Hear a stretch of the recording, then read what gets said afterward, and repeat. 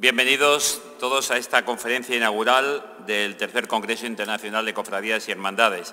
Tenemos la suerte, porque es un honor, tener con nosotros de nuevo al profesor doctor don Guzmán Carriquiri Lecur. Él es uruguayo, como dicen algunos comentaristas sobre determinados deportistas, uruguayo, y ejerce, aunque lleva muchos años, más de 40, trabajando para la Santa Sede en Roma y en tantos otros lugares. Es doctor en Derecho y en Ciencias Sociales. Como digo, ha trabajado en el Consejo Pontificio para los Laicos, ahora Consejo Pontificio para los Laicos, Familia y Vida. Y desde 2011 es secretario de la Comisión Pontificia para América Latina, nombrado por el Papa Benedicto XVI. En 2014 el Papa Francisco le nombró secretario encargado de la vicepresidencia de esta Comisión Pontificia. Es el primer laico, no es sacerdote, no es obispo, primer laico que tiene esta responsabilidad, secretario de un pontificio consejo o de una comisión pontificia en la Santa Sede. Ha participado en multitud de conferencias y especialmente en 5 asambleas del Sínodo de los Obispos. Ha tenido responsabilidades organizativas desde la primera Jornada Mundial de la Juventud en 1985 en Roma hasta Río de Janeiro. Ha estado en todas ellas y ha participado intensamente y organizando.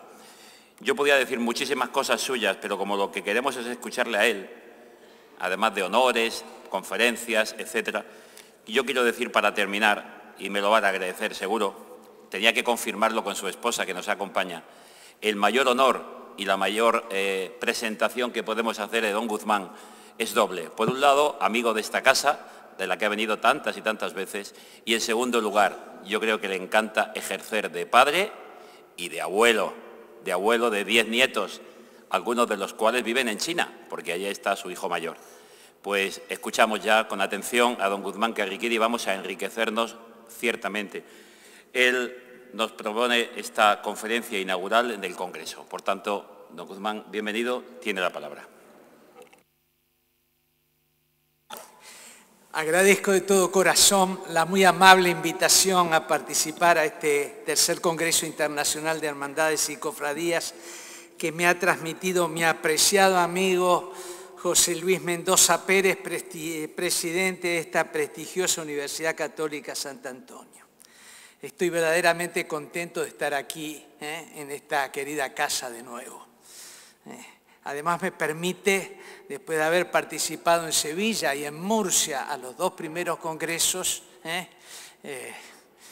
realizar la tradición de estar siempre presente en los congresos internacionales de cofradías y hermandades. Saludo a las autoridades civiles, militares, académicas, y un abrazo especial a los estudiantes aquí presentes.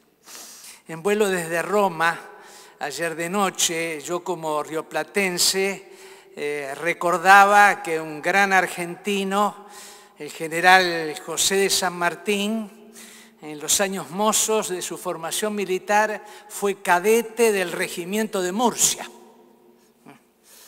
Y eso me traía a colación, un dicho de un escritor rioplatense muy locuaz, muy dicharachero, que hace poco tiempo escribía: hoy otro gran argentino en la sede de Pedro es mucho más importante para la historia de nuestros pueblos que José de San Martín, Carlos Gardel, Juan Domingo Perón y Maradona puestos todos juntos.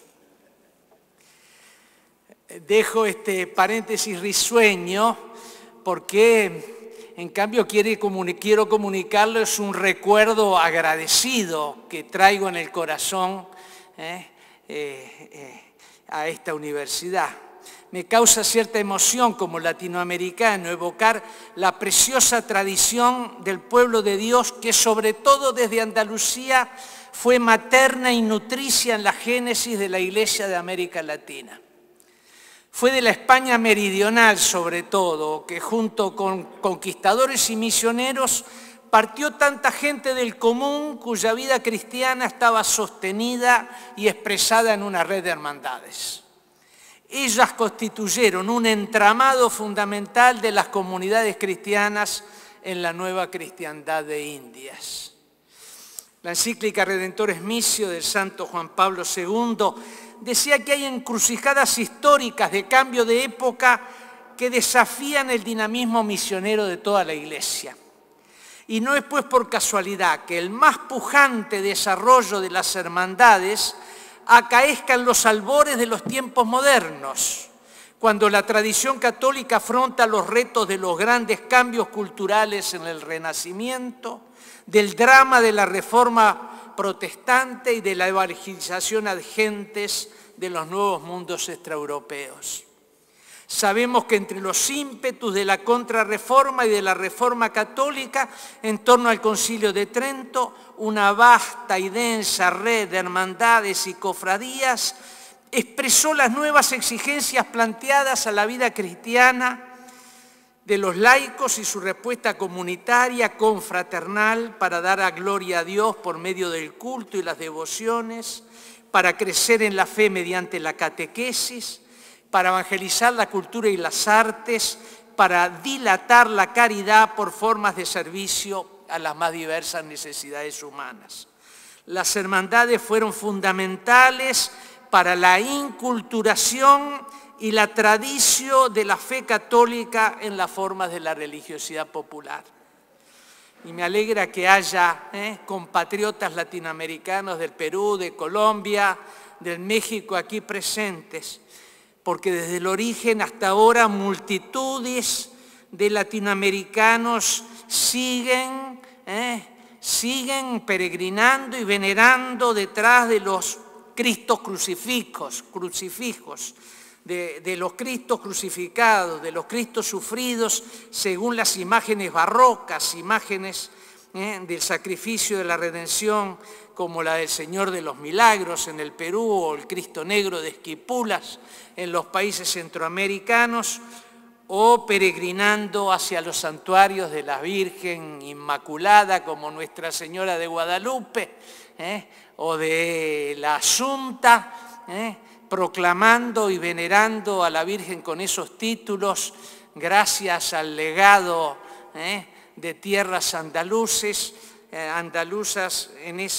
con ese sensu fidei y ese instinto sobrenatural, esa infabilidad incredendo del santo pueblo fiel de Dios, como le gusta decir al Papa Francisco, siglos antes de que otros pontífices declararan los dogmas de la Inmaculada y de la Asunción de María.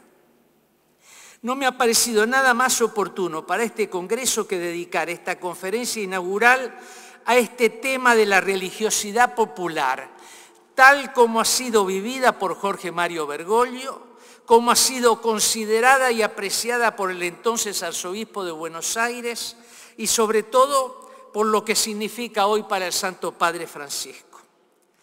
Es bien notorio el aprecio teológico-pastoral con el que Santo Padre Francisco considera la realidad de la religiosidad popular. No es el análisis de quien la mira y juzga desde afuera, no. Le es congenial a su vida cristiana.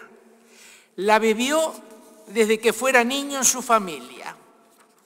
Ha sido consciente de ser parte de un pueblo en el que la tradición católica quedó así inculturada. Abrazó al pueblo que le fue confiado como pastor y acompañó con alegría todas sus manifestaciones de piedad. Y actualmente como pastor universal coloca la religiosidad popular o piedad popular o espiritualidad popular o mística popular, como la llama indistintamente, en el corazón de la Iglesia. Todo comienza por su familia. Hijo de inmigrantes italianos entre quienes la religiosidad de la cristiandad piamontesa se conjugaba con la religiosidad popular en Argentina, Jorge Mario tuvo su primer encuentro con Cristo en la propia familia, en la fe auténtica recibida en forma sencilla de sus padres y especialmente de su abuela Rosa Margarita Vasallo. Fíjense lo que él cuenta en diversas entrevistas. Fue ella que me enseñó a rezar. Desde chico nos enseñaban en casa a rezar las 3 Ave Marías, a seguir pequeñas devociones. Cuando era chico, mi abuela cada Viernes Santo nos llevaba a la procesión de las velas y al final llegaba el Cristo yacente y la abuela nos hacía arrodillar y nos decía: miren, está muerto, pero mañana va a resucitar. La primera imagen de la Virgen que lo acompañó para recibir su primera comunión fue la de la Virgen de la Merced. La Virgen siempre estuvo presente, dijo rememorando su vida, devoción que venía de sus abuelos. Los Bergoglio tuvieron a los salesianos como maestros y confesores. Por eso la devoción más intensa de la temprana juventud de Jorge Mario fue a María Auxiliadora. Su lugar preferido desde joven fue el camarín de María Auxiliadora. En la iglesia donde me bauticé en Buenos Aires, confesaba, era el lugar donde yo iba cuando tenía problemas. Ahí definí mi vocación. De tal modo que cuando fuera arzobispo y los curas de Buenos Aires lo veían llegar al camarín de María Auxiliadora, se decían entre ellos: qué problemas graves llevará en el corazón el señor arzobispo. No faltaban nunca las procesiones a María Auxiliadora el 24 de mayo. Pero en diversos momentos de su vida se puede percibir en la devoción personal de Bergoglio la acentuación de una u otra advocación. María Auxiliadora, Nuestra Señora de Luján, patrona de los argentinos, Nuestra Señora de Guadalupe, patrona latinoamericana, Nuestra Señora de Desatanudos, Nuestra Señora de la Ternura. La Virgen se vuelve así compañía y referencias permanentes en su vida. Por eso dice: soy de rosario diario, porque ella es quien nos lleva al Señor. Es la madre que lo sabe todo. Por consiguiente, rezar a la Santísima Virgen y pedirle que como madre me dé fuerzas. Una cosa que me da fuerzas todos los días es rezar el rosario. Siento una fuerza tan grande porque voy a estar con ella y entonces me siento fuerte. Hablando de su residencia en la Casa de Santa Marta en el Vaticano, así decía: aquí tengo un montón de imágenes de la Virgen. No sé bien cómo explicarlo, pero me dice mucho a mí tenerlas conmigo. Esta relación con la Virgen hace que lleve siempre conmigo un relicario, con un purificador con el cual limpiaron la imagen de la Virgen de Luján. Todos los años cambian el vestido de la Virgen, en esa ocasión limpian la imagen y ese paño es el que tengo y llevo aquí siempre en mi pecho. Nada extraordinario, nada milagroso, simplemente un pequeño lienzo que lo acompaña en su cuerpo, por el que expresa esa fe sencilla como la del pueblo, que siente la necesidad de tocar las imágenes de los santos, de besarlas, expresar sensiblemente su cariño. Quien bien recuerda al arzobispo Jorge Mario Bergoglio en Buenos Aires, con gesto serio, sobrio, más bien adusto, también ha podido ver cómo su afectividad se desataba cuando abrazaba a su pueblo participando en primera persona en sus manifestaciones de piedad popular. Por eso sabía dedicar todo su tiempo y expresar su alegría en el santuario y la fiesta de San Cayetano, ante las multitudes que venían a pedirle al santo pan y trabajo. En otras fiestas parroquiales, patronales, muchas veces bajo iniciativa de cofradías de Buenos Aires, y después también de las multitudinarias peregrinaciones anuales desde Buenos Aires al santuario de Luján. Pero también en las procesiones de los inmigrantes paraguayos asentados en las villas miserias por devoción a la patrona de Cacupé. No podía faltar este aprecio y esta vivencia de la piedad popular en un hombre que forjó su corazón de pastor, escribió una biógrafo que bien lo conoce, al apasionarse por su pueblo, y que comenzó a soñar con una iglesia pobre y para los pobres, con el evangelio vivo en las calles. Su herencia familiar y su encuentro con su pueblo, especialmente con los pobres y sencillos de corazón, lo ayudaron a entender y a hacer suya la piedad popular.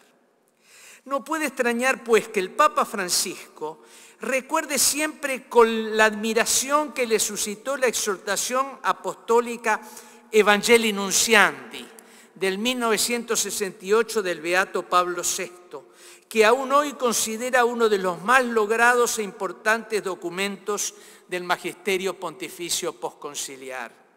Esa admiración se concentró de modo muy especial en el numeral 48 de ese documento referido a la piedad popular. Cuando está bien orientada, escribía el Beato Pablo VI, sobre todo mediante una pedagogía de evangelización, la piedad popular contiene muchos valores, refleja una sed de Dios que solamente los pobres y sencillos pueden conocer, hace capaz de generosidad y sacrificio hasta el heroísmo cuando se trata de manifestar la fe, comporta un hondo sentido de los atributos de Dios, la paternidad, la providencia, la presencia amorosa y constante, engendra actitudes interiores que raramente pueden observarse en el mismo grado en quienes no poseen esa religiosidad. Paciencia, sentido de la cruz en la vida cotidiana, desapego, aceptación de los demás, devoción. El Beato reconocía también sus límites, pero destacaba que bien orientada esta religiosidad popular puede ser cada vez más para nuestras masas populares un verdadero encuentro con Dios en Jesucristo. No en vano, la Evangelii Nuntiandi fue un documento que tuvo en su génesis un fuerte influjo por parte de las contribuciones de los padres sinodales latinoamericanos en la tercera Asamblea General del Sínodo Mundial de Obispos sobre la evangelización en el mundo contemporáneo.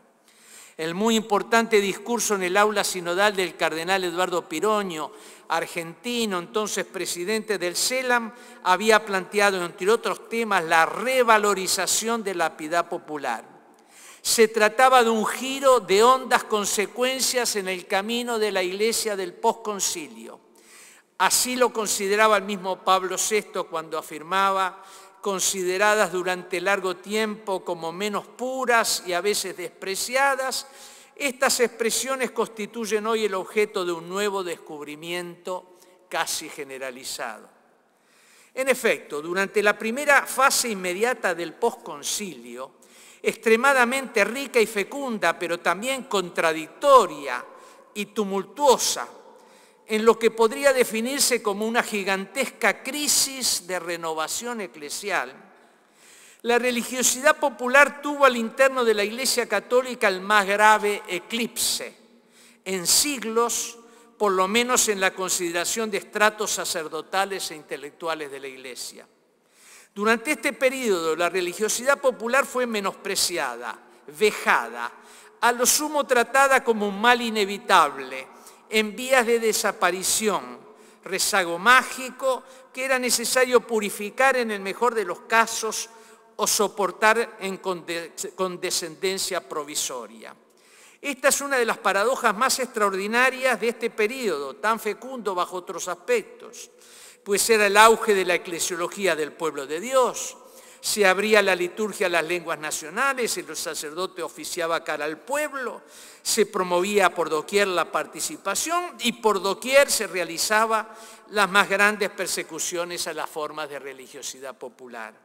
Creo que nunca dentro de la Iglesia Católica se asistió a una iconoclastía tan extensiva y agresiva.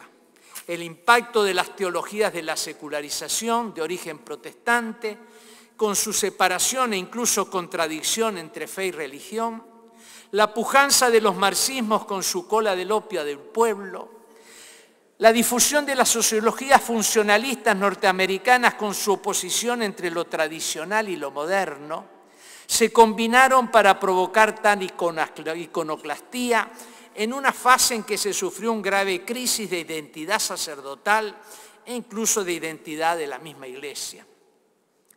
A la vez esa crisis ayudaba a arrancar a la religiosidad popular de un cierto inmovilismo secular y de hacerle rendir uno de sus momentos más creativos y radiantes.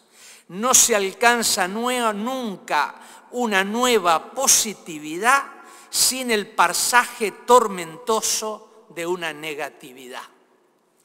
Así lo afirmaba Alberto Metol Ferré en un extraordinario encuentro organizado sobre la religiosidad popular por el CELAM en 1966, el arzobispo Iván Marín ciertamente que lo recuerda, que fuera decisivo para ese giro teológico, cultural y pastoral. El libro publicado por el CELAN en el 67, La Iglesia y Religiosidad Popular en América Latina, fue muy consultado por Jorge Mario Bergoglio y sigue siendo de una grandísima validez y riqueza para nuestros días. Lo recomiendo. En esa fase crítica e iconoclástica, la segunda Conferencia General del Episcopado Latinoamericano que tuvo lugar en Medellín en 1968, no obstante todos sus ímpetus proféticos en aquel primer período posconciliar, en ninguno de sus numerosos documentos conclusivos cita a la Virgen María.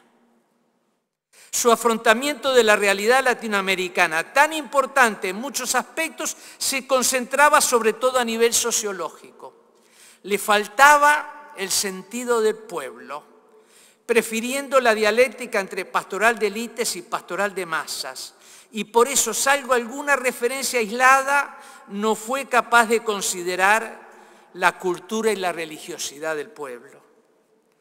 Sin embargo, la Conferencia de Medellín, del que el próximo año se conmemorará su cincuentenario, sabe advertir, y esta es la citación importante, la única que tiene, que esta religiosidad pone a la Iglesia ante el dilema de continuar siendo Iglesia universal o de convertirse en secta, al no incorporar vitalmente así a aquellos hombres que se expresan con este tipo de religiosidad.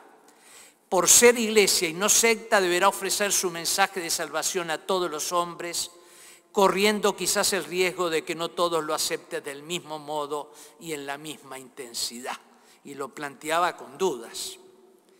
En el proceso de ese giro de revalorización de la piedad popular, con todas sus grandes implicaciones y repercusiones para la catolicidad entera y para América Latina, resultó muy importante que la exhortación apostólica Evangelii Nunciandi fuera el documento base para la preparación de la tercera Conferencia General del Episcopado Latinoamericana en Puebla de Los Ángeles, en 1988, expresión ya madura de una segunda fase del posconcilio, grande paso en la autoconciencia eclesial y latinoamericana, cuyo hermoso documento tiene unos soberbios capítulos, los más ricos del documento, sobre la evangelización de la cultura y de la religiosidad popular. El abrazo de la realidad de los pueblos en América Latina llegó consigo un redescubrimiento de su historia, de su evangelización constituyente, de su profundo sustrato católico. Fue en tiempos del barroco en el que fue sedimentándose en la cultura y religiosidad de nuestros pueblos una muy compleja transculturación, en los que la devoción a María y a los santos estuvo en su ápice, expresada en modo especial por las muy numerosas hermandades de laicos que nos llegaban desde Andalucía.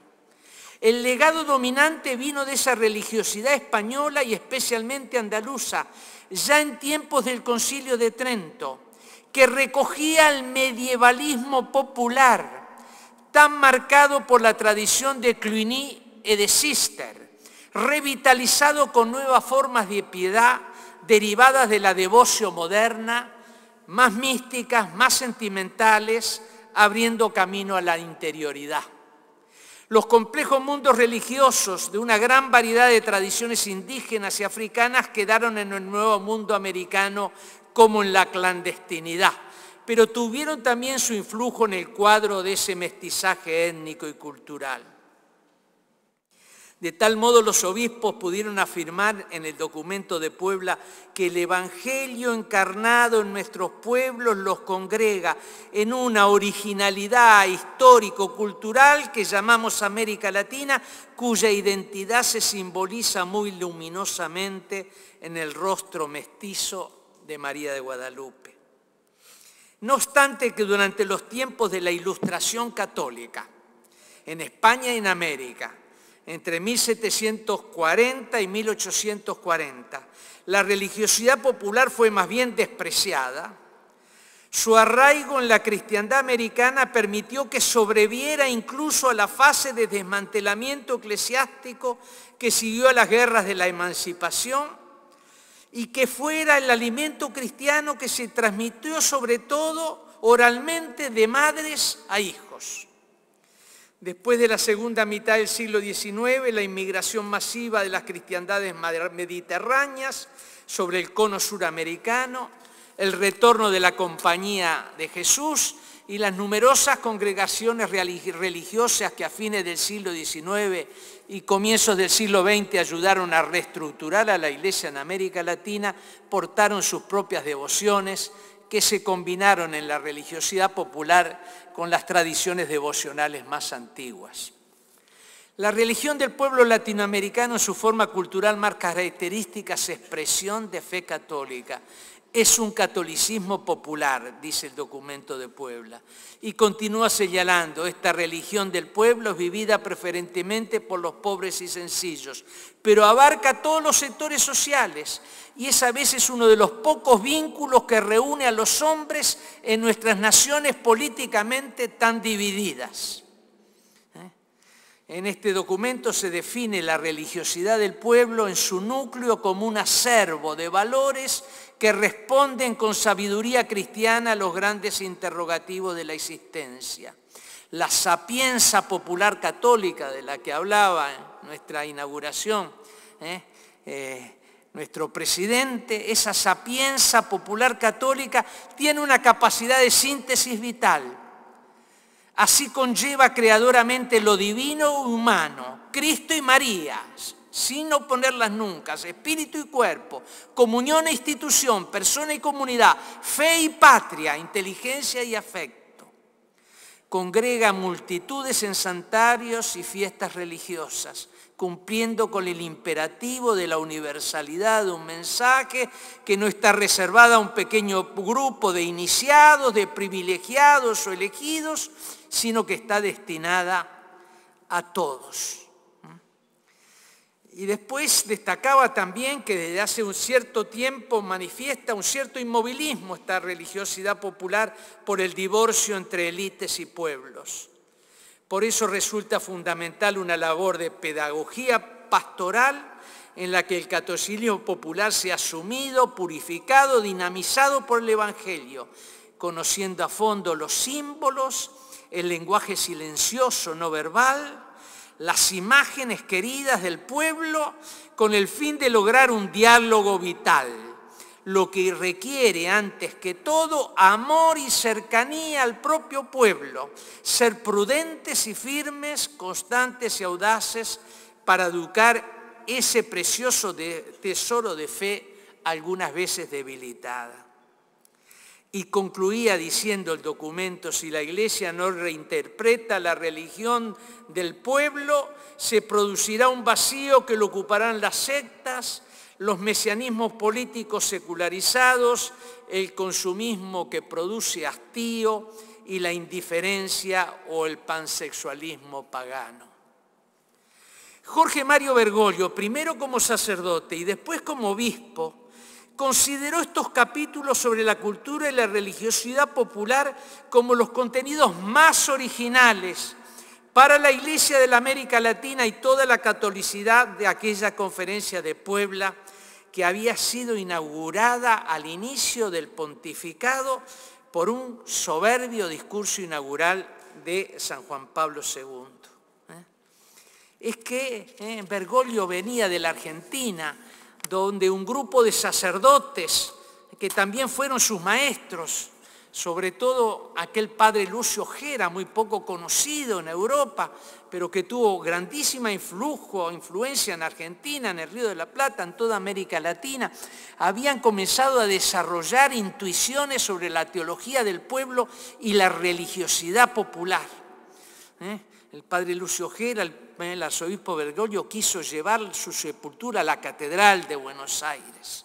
Fueron como los adelantados de esa teología, de esa pastoral, de esa mística popular en Argentina y en toda América Latina, y de ellos proviene ciertamente el Papa Bergoglio. La religiosidad popular, según Papa Francisco, tiene necesariamente que pasar por la consideración de la Quinta Conferencia General del Episcopado Latinoamericano en Aparecida, en el 2006, porque Aparecida fue como un paso a través del cual la providencia de Dios conducía al cardenal Bergoglio hacia la sede de Pedro. Es sabido que el entonces arzobispo de Buenos Aires fue designado por grandísima mayoría por sus hermanos cardenales y obispos presentes para ser presidente del comité de redacción del documento final de ese importante evento. Y Aparecida fue un evento extraordinario, de gran madurez de nuestra Iglesia. Dejó un documento preciosísimo que es referencia fundamental, no solo para la vida y misión de la Iglesia latinoamericana en la actualidad, sino para conocer más cabalmente la personalidad del Papa que hoy día nos gobierna. Es también bien sabido que este presidente del comité de redacción, concluida la conferencia, concentró especialmente su explícito aprecio sobre los contenidos de los textos de Aparecida sobre la religiosidad popular, destacando de que el éxito de gracia de esa conferencia de Aparecida se había logrado porque había sido la primera conferencia que se había realizado dentro de un santuario mariano, acompañados los obispos en sus oraciones diarias por multitudes de ese pueblo peregrino que llenaba el santuario de Aparecida, y que por eso mismo los obispos supieron traducir todo esto en esos capítulos de la religiosidad popular. La piedad popular es presentada en el documento de Aparecida como espacio de encuentro con Cristo. El Papa Benedicto en su discurso inaugural de esa conferencia dice: la religiosidad popular es el alma de los pueblos latinoamericanos, precioso tesoro de esta Iglesia en América Latina. Se expresan las fiestas patronales, las novenas, los rosarios, los viacrucis, las procesiones, las danzas y los cánticos del folclore religioso, el cariño a los santos y a los ángeles, las promesas, las oraciones en familia, y especialmente en las grandes peregrinaciones donde se puede reconocer al pueblo de Dios en camino, realidad y figura tan apreciada por el Papa Francisco. En los santuarios muchos peregrinos toman decisiones que marcan sus vidas. Esas paredes, dicen los obispos, contienen muchas historias de conversión, de perdón y de dones recibidos que millones podrían contar. Por consiguiente, la piedad popular es una manera legítima de vivir la fe, un modo de sentirse parte de la Iglesia y una forma de ser misioneros, por lo que de ningún modo podemos devaluar la espiritualidad popular o considerarla un modo secundario de la vida cristiana. Es expresión de sabiduría sobrenatural, porque la sabiduría del amor no depende directamente de la ilustración de la mente, sino de la acción interna de la gracia. Cuando decimos que hay que evangelizarla o purificarla, no queremos decir que esté privada de riqueza evangélica, sino que hay que comenzar por valorar positivamente lo que el Espíritu ya ha sembrado y manifiesta en ella. Y a continuación el mismo documento desarrolla un hermosísimo capítulo sobre María como discípula y misionera, camino seguro para llegar a Cristo, para suscitar una familiaridad con Él, para dar testimonio de su presencia llena de ternura y compasión, para interceder por todas las intenciones que el pueblo de Dios lleva en su corazón. El cardenal presidente de aquel comité de redacción quiso que junto con este capítulo mariológico, las referencias a María fueran transversales en todo el documento de Aparecida, en todos sus capítulos. Que la quinta conferencia del episcopado latinoamericano fuese realizada a la sombra de ese santuario mariano como en sus entrañas, fue para el cardenal Bergoglio uno de los motivos fundamentales de las abundantes gracias recibidas. El Papa Francisco ha expresado en varias oportunidades su admiración por el numeral 71, ya lo decía, de la Evangelii Nuntiandi, cuando se refiere a la religiosidad popular, y también por estas conclusiones del documento de Aparecida. Ha dicho incluso que la exhortación apostólica Evangelii Gaudium, que es el documento fundamental de su pontificado, ha sido como un fruto de estos dos documentos.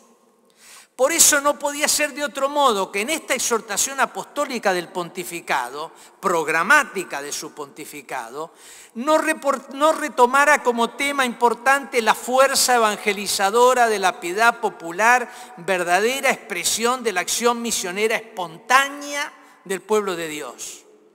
Y dice, no coartemos ni pretendamos controlar esa fuerza misionera, exhorta el pontífice. Sería desconocer la obra del Espíritu. Las expresiones de piedad popular son consideradas por el Papa Francisco como un lugar teológico al que hay que acercarse con la mirada del buen pastor que no busca juzgar, sino amar. Solo desde la connaturalidad afectiva que da el amor podemos apreciar la vida teologal presente en la piedad de los pueblos, especialmente de los pobres. Se podría abundar con las citas del Papa Francisco en alucaciones y homilías referidas a la piedad popular, pero a modo de muestra significativa recojo lo que muy recientemente ha dicho a los neoobispos de todo el mundo reunidos en Roma y acogidos en audiencia el 15 de septiembre pasado, ayer. Les recomiendo una delicadeza especial con la cultura y la religiosidad popular. No son algo para tolerar o meros instrumentos para maniobrar. No es una cenicienta que hay que tener siempre escondida porque indigna de acceder al salón noble de los conceptos y de las razones superiores de la fe. Al contrario, hay que cuidarla y dialogar con ella, porque además de constituir el sustrato que custodia la autocomprensión católica de la gente, es un verdadero sujeto de evangelización del cual vuestro discernimiento no puede prescindir. Es también curioso e interesante en este sentido que el Papa Francisco habla incluso de la soberanía de la religiosidad popular, como forma propia que el pueblo se ha ido dando por sí mismo en la inculturación de la tradición católica. Y ello está en relación al clericalismo, tantas veces criticado por el pontífice, que se manifiesta también en un obsesivo afán de control de sus manifestaciones. Lo que no quiere decir, obviamente, que estas manifestaciones populares se secularicen y no reconozcan la autoridad de los pastores, pero sí que se evite un dirigismo obsesivo desde arriba, sin comprenderlas, sin coparticipar en ellas, sin amarlas. Toda otra cosa es la excesiva litigiosidad que a veces expresan las hermandades y cofradías entre ellas mismas y con los pastores, frecuentemente asusadas por intereses mundanos que conspiran contra una auténtica comunión de la Iglesia. Este aprecio de la religiosidad popular por parte del Papa Francisco está vinculado a la resonancia que tiene en su corazón y en su testimonio, en su magisterio, en su ministerio, la realidad y el concepto de pueblo, de santo pueblo fiel de Dios en camino y de los pobres. Por una parte hay que tener presente que pueblo no es para el Papa Francisco ni masa, ni un conjunto de individuos, ni mera población o sociedad. Es una tradición compartida, es un ethos y un humus vital, es un banco de trabajo común, es el lugar de la amistad social, confraternal, es solidaridad inclusiva y destino esperanzado. A los pastores el Papa Francisco pide siempre una pasión por su propio pueblo. No hay que dejarse encerrar por afanes burocráticos, funcionales y menos ideológicos, sino compartir la vida del propio pueblo en proximidad misericordiosa y solidaria para compenetrarse con su ser profunda. Y al pueblo se lo conoce y se lo ama especialmente a través de sus manifestaciones de piedad popular. Por otra parte, el santo pueblo de Dios, fiel de Dios, como prefiere llamarle el Santo Padre Francisco, recogiendo por otra parte una importante tradición del Concilio Vaticano II, guiado por su instinto sobrenatural y por la gracia del Espíritu, vive compenetrado en el seno de los pueblos seculares con muy intensos intercambios. La religiosidad popular es la muy profunda expresión de esa compenetración.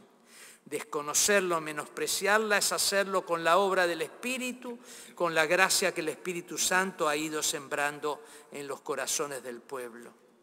En esa misma carta al cardenal Ouellet del Papa Francisco, el Papa expresa todo su rechazo a las minorías, entre comillas, iluminadas, soberbiamente autorreferenciales, que pretenden iluminar al pueblo de Dios operando prácticamente según la consigna todo para el pueblo, pero sin el pueblo.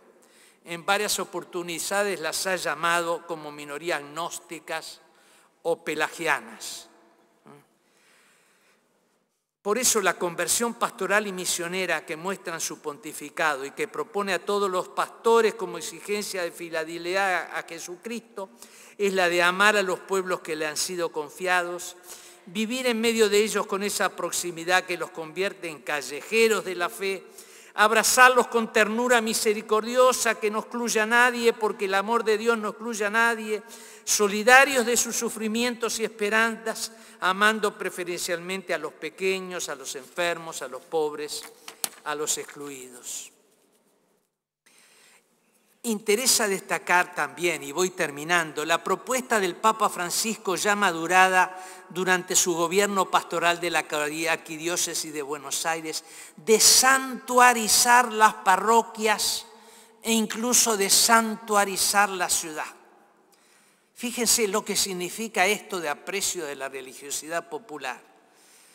No en vano, el Papa Francisco considera los santuarios como las parroquias de las multitudes, las capitales espirituales de los pueblos, los lugares privilegiados de gracia para todos los anónimos que buscan personalizarse en la expresión de las riquezas más hondas de sus corazones, espacios de escucha, de reconciliación, de crecimiento en la fe, centros de evangelización popular, pedazos de cielo para la gente. En febrero del 2007, el arzobispo Bergoglio proponía hacer de nuestras parroquias y geografías pastorales santuarios donde se experimente la presencia de Dios que nos ama, nos une y nos salva. Con esa expresión santuarizar, decía, queremos poner de manifiesto un estilo pastoral para que el anuncio de la gracia y la salvación llegue a todos, acercándonos especialmente de modo sencillo y fraterno a aquellos que no vienen habitualmente a nuestras parroquias y movimientos, pero que sin lugar a dudas son parte del pueblo de Dios que peregrina sediento de su gracia. Santuarizar se refiere, dice el Papa, a parroquias que estén en lugar de paso, sobre todo de mucho acceso, en lugares con el mayor tránsito de las personas en la ciudad y no aquellas de un barrio chiquito.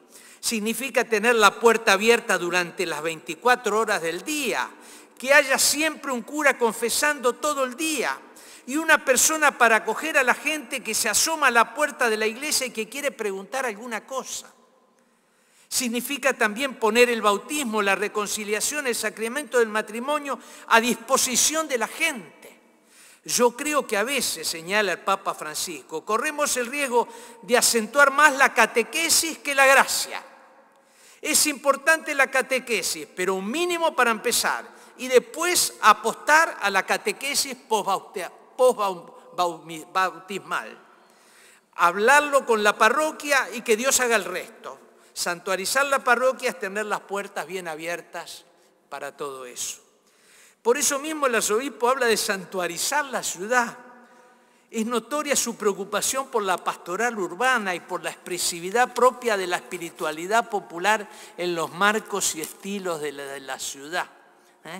Desde sus tiempos de arzobispo cultivó la preocupación por ir regenerando en la ciudad una amistad social, un tejido de vínculos familiares y sociales, una comunidad en la que no prevaleciera la unidimensionalidad de la razón instrumental, su frialdad tecnológica y gerencial, su utilitarismo, las desigualdades sociales, sino que todos pudieran ser acogidos, respetados, considerados importantes para la vida común. Hay páginas muy esclarecedoras sobre esto del Papa Francisco, que es el primer sucesor de Pedro que proviene de la experiencia pastoral de una megalópolis. Fenómeno este de las inmensas urbes que van a caracterizar cada vez más el siglo en que vivimos.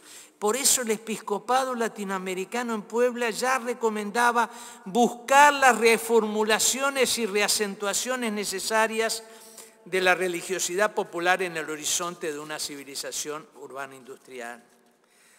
Todo esto no quiere decir que el Papa Francisco no sea también muy consciente de los problemas que plantea la más correcta orientación de la religiosidad popular, para ayudarla a superar sus riesgos de desviación. Estoy seguro que el Papa Francisco estaría totalmente de acuerdo con San Juan Pablo II cuando en su mensaje al primer Congreso Mundial de Hermandades, que tuvo lugar en Sevilla, advertía que sería renegar de la mejor tradición de esta religiosidad popular el dejarse llevar por un camino que fuera convirtiendo en meras manifestaciones costumbristas y de folclore, sin otro cultural interés que el cultural o benéfico o la exaltación de la propia identidad local o regional. Además, San Juan Pablo II constataba en su exhortación apostólica Christi Fideles Laici que en los países en donde todavía se conservan muy vivas las tradiciones de piedad y religiosidad popular cristiana, ese patrimonio moral y espiritual corre hoy el riesgo de ser desperdigado, Por eso la piedad popular ha de ser siempre acompañada y conducida desde lo mejor de sí hacia el encuentro personal con Jesucristo, el Verbo hecho carne, el Hijo de Dios que entregó su vida por nuestros pecados y para nuestra salvación, el Señor resucitado victorioso contra las cadenas de la iniquidad y la muerte. Es a la vez inseparablemente un encuentro comunitario en su cuerpo real, sacramental, que es su iglesia y especialmente en su misterio eucarístico. Es también el encuentro con su rostro entrevisto en todos los hombres y muy especialmente en los pobres y sufridos que son, como lo decían los padres de la iglesia, como una segunda Eucaristía del Señor.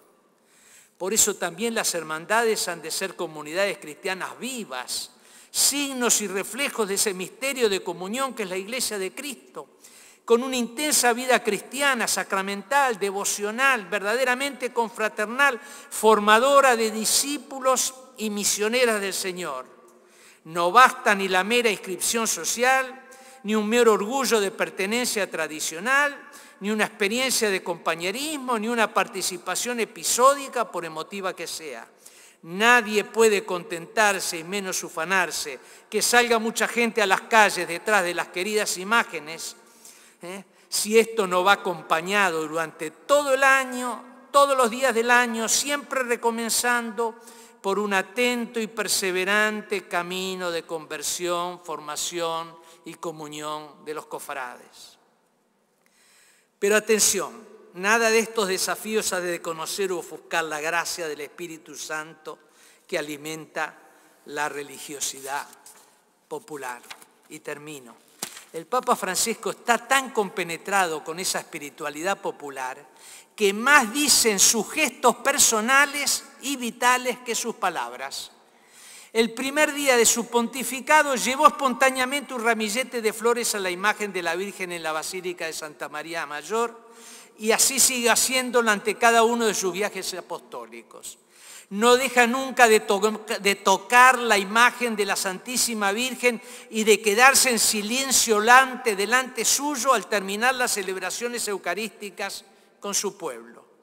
¿Quién nos recuerda cómo cobijaba entre sus brazos la sagrada imagen de Nuestra Señora de Aparecida que parecía como querer llevársela consigo a su casa?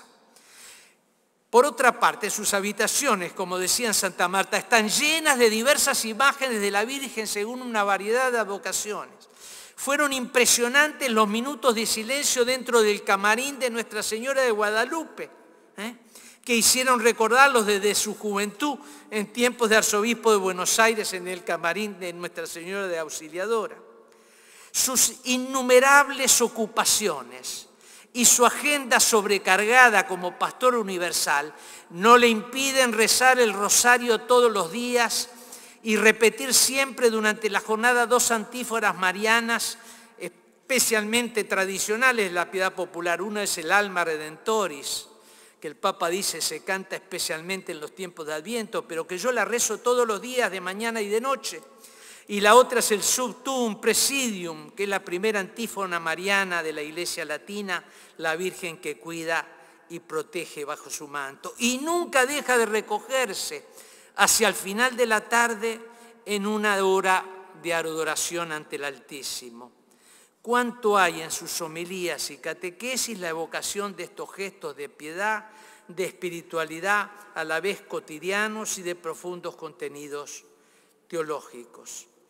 En ese aprecio están implicadas y requeridas esas 4 dinámicas de conversión a las que nos surge el testimonio y ministerio del Papa Francisco. La conversión personal por un renovado encuentro con Cristo, la conversión pastoral por un examen muy profundo de nuestras comunidades cristianas y de sus pastores, la conversión misionera, por no quedar replegado sobre sí, sino salir en búsqueda de las 99 ovejas que ya no están en el redil, sino de que se están perdiendo y que hay que anunciarles el Evangelio de Cristo, y la conversión a la calidad y a la solidaridad en medio del caminar del pueblo de Dios, en medio de ese caminar del pueblo de Dios que estamos viviendo. Les agradezco la paciencia y la indulgencia. Gracias.